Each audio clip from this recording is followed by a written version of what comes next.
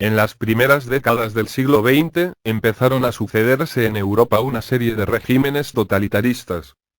Estos regímenes de corte fascista serían: Italia, de Benito Mussolini, en 1922. Portugal, que durante la segunda década del siglo XX iría intercalando ascensos y descensos de dictadores durante su Segunda República, para finalmente erigirse el régimen de Salazar en 1932, inicialmente como respuesta al estado de la frágil república. Alemania, donde el Estado republicano evolucionara a un Estado dictatorial, gracias en gran medida a la publicidad de los nazis y la difícil situación de Alemania tras la Segunda Guerra Mundial, consolidándose el Estado nazi, como potencia totalitaria en 1933. Y España, que tras una guerra civil, el bando nacionalista, con ideales de instaurar un régimen totalitarista, gana la guerra en 1936, subiendo al poder el caudillo Francisco Franco. Estos regímenes se movían bajo los ideales del sentimiento de nación, la tradición, la familia, etc. A partir de la década de 1940 empezarían a caer estos sistemas, siendo el primero Italia, que perecería durante la Segunda Guerra Mundial, en 1943. Alemania, que terminaría al finalizarse la Guerra Mundial, y con el suicidio de Hitler en 1945. Portugal, que tras la Revolución de los Claveles, el 25 de abril de 1974, se desintegró el régimen salazarista y dio paso a la República, dejando atrás el régimen dictatorial más largo de Europa. Y España, que vería el fin de este sistema tras la muerte del caudillo, comenzando un período de transición a la democracia.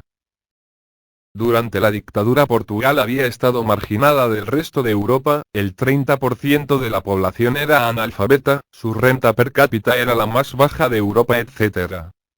Portugal se separa fuertemente del resto de naciones, presumiendo seguir siendo una potencia colonial hasta la década de 1960, pudiendo observar lemas del régimen como: orgullosamente solos, Dios, patria y familia.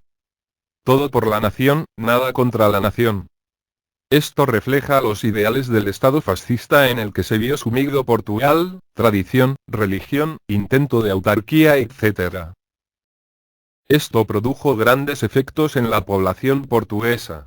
Por una parte fortaleció la perpetuación del Estado, pero por otra, la idea de inmortalizar en su tradición a Portugal produjo un grave retraso. Ciudades como Évora no pudieron evolucionar. Se siguió trabajando el campo principalmente, relegando la industria a un segundo plano. La ciudad tampoco pudo evolucionar, y quedando encorsetada dentro de sus murallas y diferentes elementos característicos de la ciudad tradicional. Évora se encontraba tan solo a 140 kilómetros de Lisboa, capital del estado. Évora, que contaba con 35.000 habitantes, era una región de grandes llanuras onduladas, básicamente agrícola y situada en una colina. El perfil de la ciudad, con sus murallas y su catedral, dominan el paisaje que la rodea. Las murallas medievales se conservaron en gran parte. En el siglo XX se construyó una carretera de circunvalación alrededor del perímetro de la muralla, que ayudó en su preservación y, debido al recorrido en torno a ellas, intensificó su relevancia histórica para la ciudad. El viejo acueducto Agua da Prata atraviesa la campiña al norte de la ciudad hasta que penetra en la misma. Es al oeste de esta ciudad donde se ubicará Quinta Gama La Güera. Barrio diseñado por Álvaro Siza en la década de 1970, tras la Revolución de los Claveles. Este barrio pretendía dar respuesta a la gran demanda de vivienda ignorada durante la dictadura. Quinta Gama La Gueira sería el barrio diseñado por Siza para dar respuesta a los problemas de la ciudad. Siza se inspiró en la arquitectura vernacular de los barrios clandestinos de Évora para la cerración de este barrio. Con esta arquitectura vernácula Álvaro recupera el principio hallado en la arquitectura popular, lo transforma y racionaliza.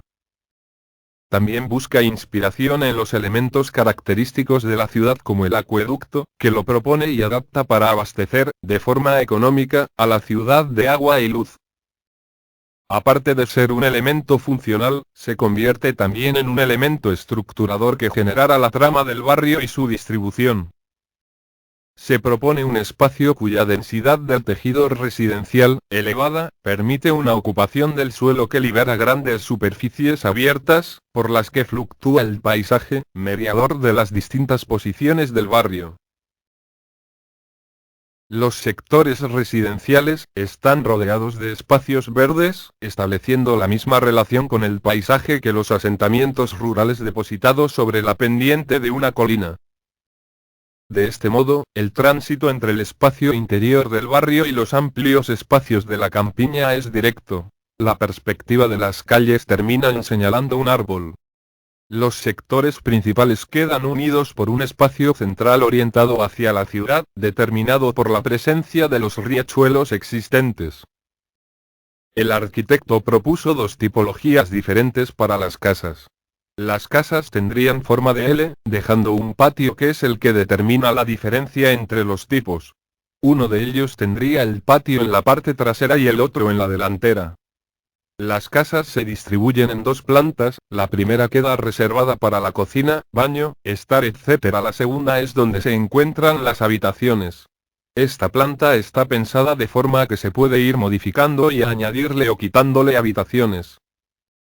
Miau, gracias por escucharnos, ha sido un placer para mí poder exponerle este tema en cuestión.